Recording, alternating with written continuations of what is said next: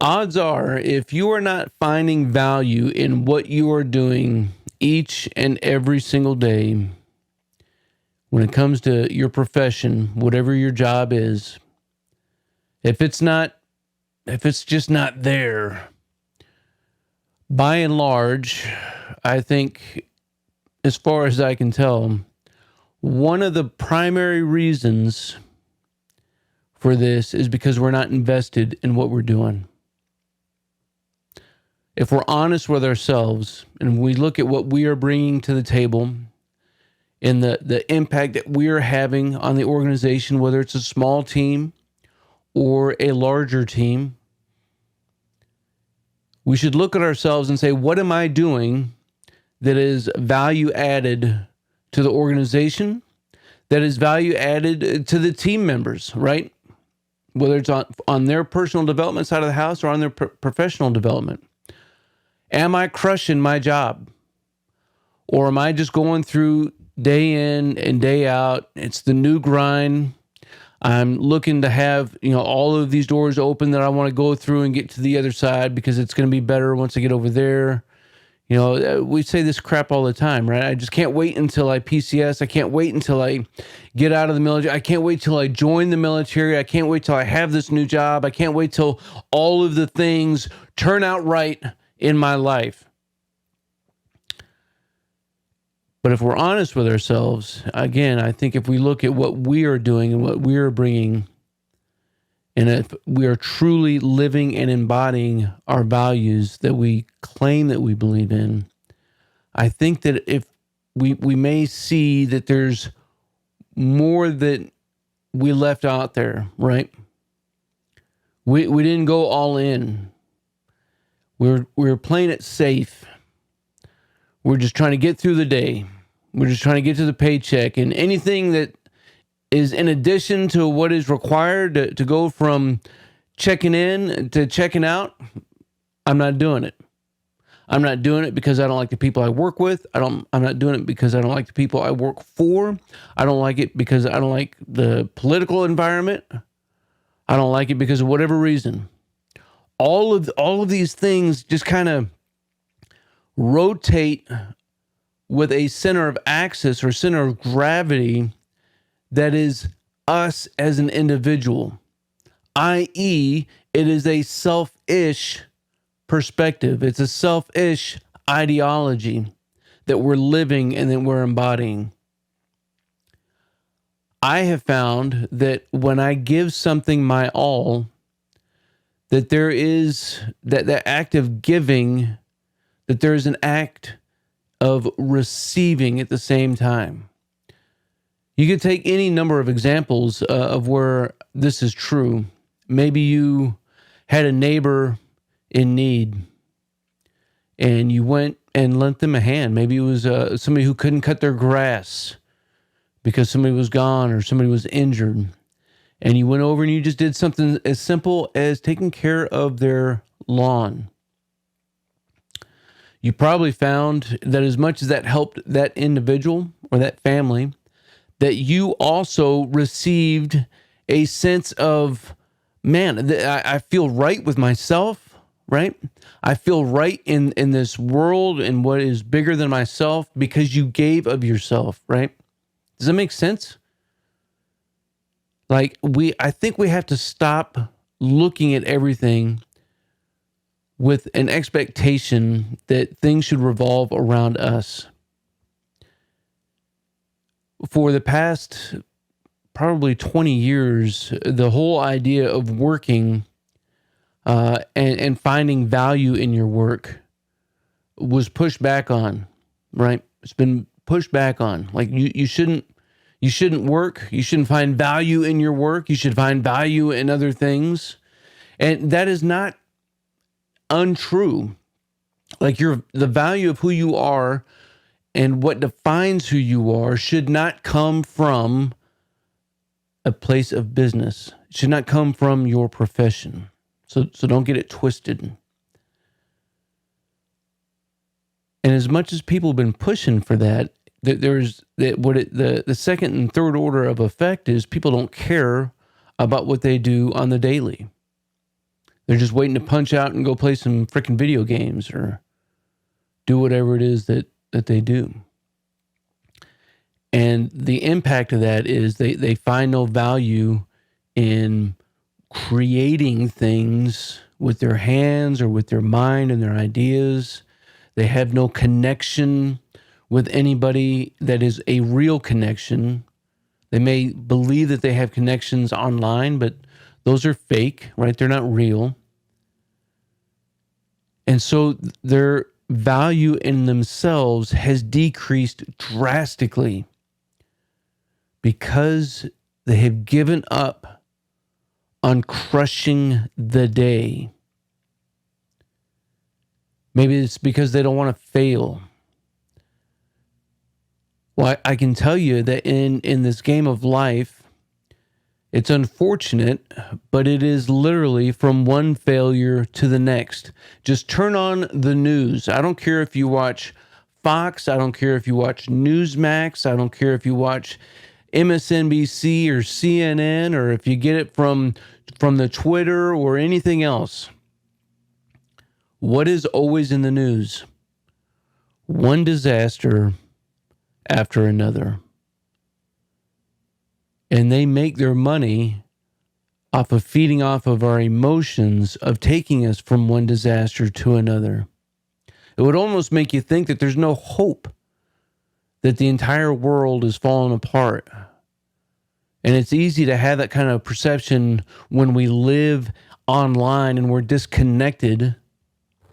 But what we're really saying in these moments when we say that all of those people are jacked up, you're talking about your friends, your neighbors, your coworkers, people that you probably wouldn't say that to their face. And if we don't, then we need to change some things, right? What do you have to do at work? Whether it's you're in the medical community, right? Maybe you're in the manufacturing community, you're making widgets, right? Maybe you're a driver of some kind.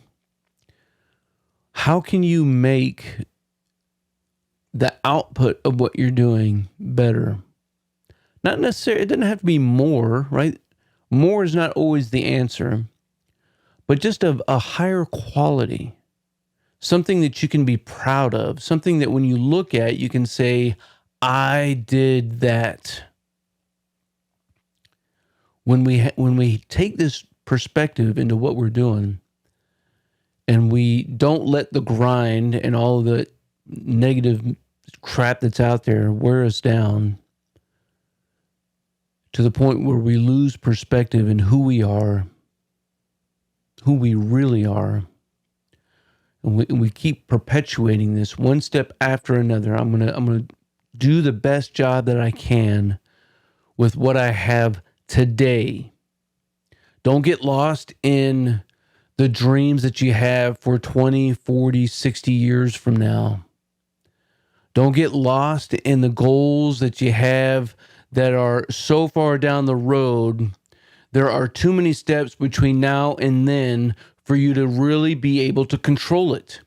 You can't control what's going to happen next year, let alone 30 years from now. Certainly you can help set conditions, but a lot is going to change between now and then. Sometimes we can't even control what's going to happen in 2 hours from now, right? But what we can control is our mindset right now. How am I going to interact with somebody? How am I going to complete this paperwork that I have to fulfill? Maybe it's a counseling statement. Maybe it's a budget write-up. Maybe it's an operating procedure that we're working on. Whatever it is, do it right. Invest yourself in what you are doing, not because what you are doing is going to define you. Rather, it is going to illuminate things for you and back unto you. What you do is going to tell you what you really believe. What you do is going to tell others what you really believe. And so if you're espousing one thing out of the side or corner of your mouth, but you're actually doing another, it is going to tell others that you are a liar, right? That you're a hypocrite. This is what we tell other people. When I do the things that I said that I was going to do, when I do the things that I said I believe in, those actions, it's like a sound from a musical instrument. It is embodying,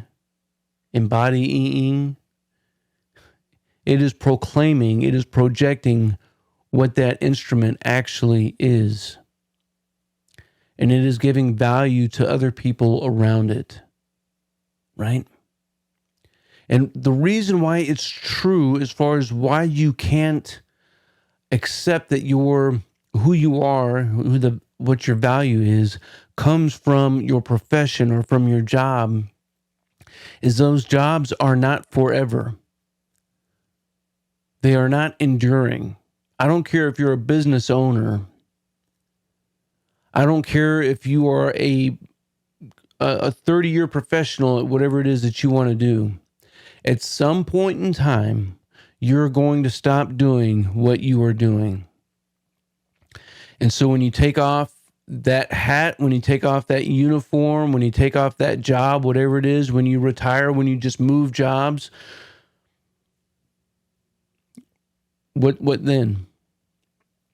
And what you find is quite frequently that when people decided their value came from their profession, it came from their job, when they stop doing it, they lose their sense of identity. They lose their value and their purpose. And this is why many times when people retire, they slip off into depression. It's just like when a married couple identifies who they are as a couple in and through their children, and their children have become their number one priority, that when they become empty nesters, unfortunately, what happens a lot is there becomes a huge point of friction in that married couple, right? Between that husband and that wife. They don't know how to connect with each other without their kids. They don't know what to do with each other or even themselves without their children. And so they can become more distant from each other. They can begin fighting with each other because what they drew their identity from is now gone. The same is true, right? With our profession. You can't let it become who you are. Who you are is much greater than that. Who you are is not defined by another person. It is not defined by a job. It is already in you. Your beauty and your mess is already there no matter what you do. So the choice is ours to wake up in the morning and say, I am going to live the mess that my life is, or I'm going to live with beauty in my life, and I'm going to put my best foot forward, and I'm going to find a way to have a meaningful impact. Now, growing up in the scouting program, we said, and I assume this to still be true, to do one good deed daily. It's sad that we have to have this kind of a reminder, but I think even we need it more even as adults than we needed it as kids. Do a good deed. Be intentional about impacting not only your life, but somebody else's life. Crush it. Go all in. Bet on yourself and put your best foot forward. I know this is a little to the left and to the right. It's just something I've been thinking about and wanted to share with you all. I'm looking forward to your thoughts and your comments down below as we continue to master our craft and develop our tactical virtue. As always, until then, you stay out there, you keep grinding, and you stay stoked.